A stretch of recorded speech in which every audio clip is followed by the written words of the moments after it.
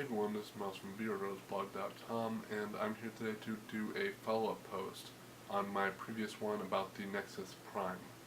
Now, first off, we've been hearing rumors about the Nexus Prime circulating all around for months now. Probably most of the year so far, actually. As you know, the Nexus phones have always been pretty cool, pure Google experience, no themes or anything, and however much I might like Sense UI on HTC phones and things like that, it is really nice sometimes to have just vanilla Android, and that's exactly what the Nexus phones are. So, let me give you a quick run through of the current rumors about the Nexus Prime. So, first one, it'll be the first phone to run Ice Cream Sandwich, which is probably Android Android version 4. It could be 2.4, but it seems more like it seems more of a major step forward from Gingerbread, which is 2.3. So I'm expecting 4 and not 2.4. Now, something that's worth noting about this is that we do have evidence now that suggests it'll be the first ice cream sandwich phone, past the fact that Google Experience devices always have the newest version on them. Not sure if this is going to show up that well, but as you can see right there, Android Developers channel on YouTube leaked their own live stream of the ice cream sandwich launch event. So that was either really accidental, which is kind of a fail on their part, or it's accidentally on purpose, which I can see that raise some hype about ice cream sandwich before the launch on Tuesday. And Tuesday, by the way, is also the date we have for the Nexus Prime, October 11th. So ice cream sandwich and Prime on the same day, co-announcement, sounds pretty cool to me. Makes sense if it's going to be the first phone to run ice cream sandwich. So, now we'll really get to the rumors about, more of the rumors about the Nexus Prime. So, again, Google Experience phone, Android 4. The rumor is that it'll have a dual-core processor, possibly clocked in at 1.2 to 1.5 gigahertz for each core. Might be the processor in the international version of the Samsung Galaxy S2. It's a pretty good processor. They actually put a slightly slower one in for the US version. I'm not sure what models those are though. But just look up international Galaxy S2 if you're curious about benchmarks or anything like that. A 4.6-inch Super AMO LED or AMOLED Plus display.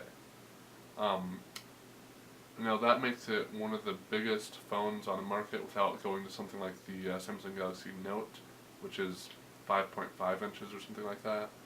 Really huge. Now, what I'm expecting to see on this is an edge-to-edge display, or at least hoping to see on this. I did some measurements. This is the Evo 4G. Another rumor on the Nexus Prime, before I get to this, is that it won't have any hardware buttons, so no capacitive ones down there. That gives you considerably more just front slate space to expand the screen. So it's not just that you can expand it this way, you can also bring it down, since there will be software buttons in Ice Cream Sandwich. So you have this space to here if you don't bring it up at all.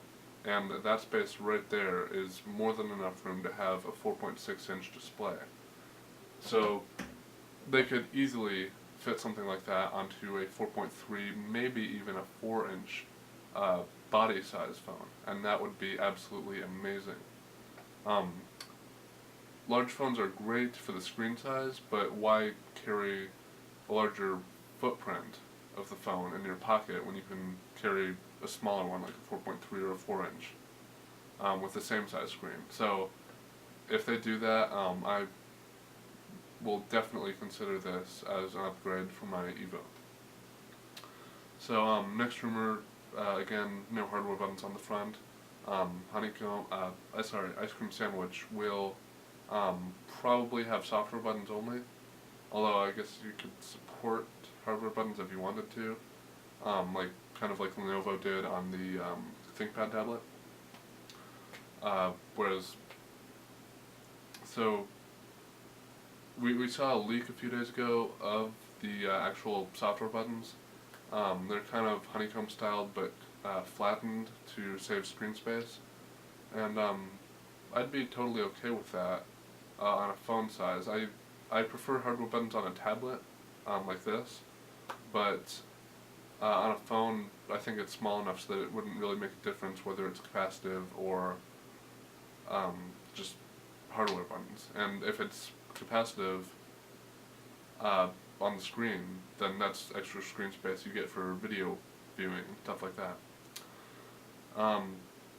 Okay, so we have Android 4, Google Experience phone, dual-core processor, 1.2 to 1.5 gigahertz, 4.6 Super AMOLED Plus display, hopefully edge-to-edge, no hardware buttons on the front, and next up, this is pretty much confirmed at this point, it will have a curved display, curved inwards like the Nexus S.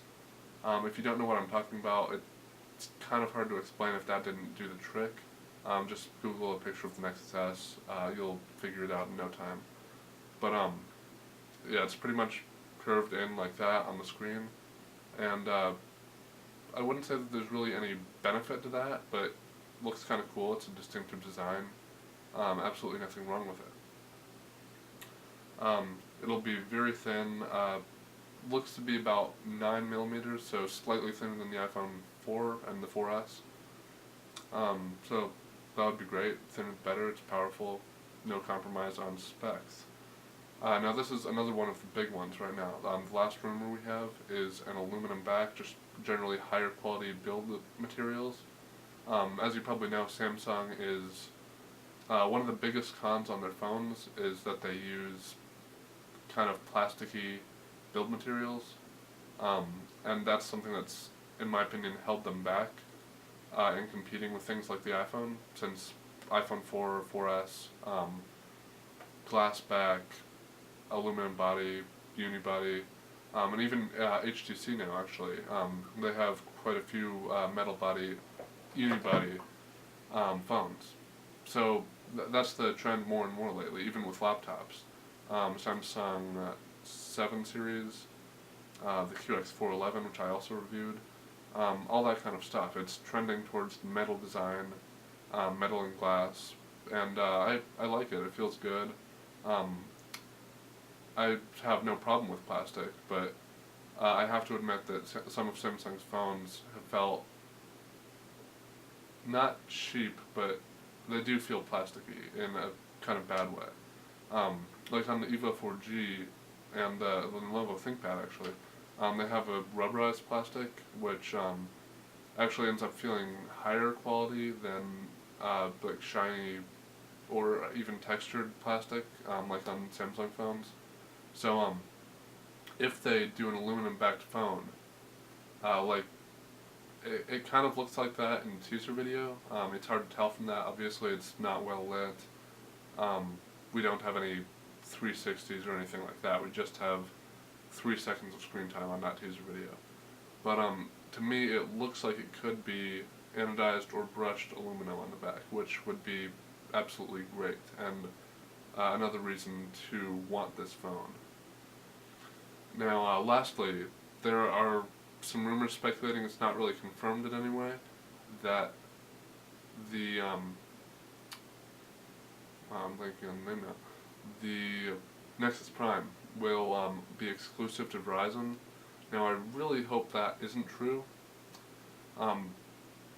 and unfortunately we do maybe have some evidence to lead to that conclusion, not anything, not hard evidence by any means, but you could take it to mean that it could be exclusive to Verizon. Verizon, when the Galaxy S2 came out on US networks, They obviously didn't get it because they said something along the lines of we have perfectly equivalent phones and we can compete in every way. Well, they don't really have anything equivalent to the Samsung Galaxy S2. Now, if the Nexus Prime were to come out exclusively on Verizon, then they would. The Nexus Prime would be equivalent, if not better, than the Samsung Galaxy S2. So you could take it to mean that, but it could also mean that they'll be getting it, Sprint will be getting it, AT&T, T-Mobile. So we really have no idea on carriers yet, but hopefully it'll come out to all 4 U.S. carriers. I'd definitely like to see it come out to Sprint so I don't have to switch if I do decide to upgrade. But I think that Samsung and they'd be really damaging their sales for the phone if they sold it exclusively on Verizon. And something that we could see is like exclusive on Verizon for the first few months, then switch over to some other networks, roll out. Doesn't seem like a particularly likely option logistically, but it's a possibility. I thought I'd mention it. So, yeah, I hope they're doing the edge-to-edge display. I hope it'll come out to more carriers than Verizon. And it should be pretty awesome when it comes out. I'll be live-ish blogging it, or as close to live blogging as I can without actually being at the press event. So check back on Monday and Tuesday for more information on the Nexus Prime and Google Ice Cream Sandwich. This has been Miles with VRGirlsblog.com.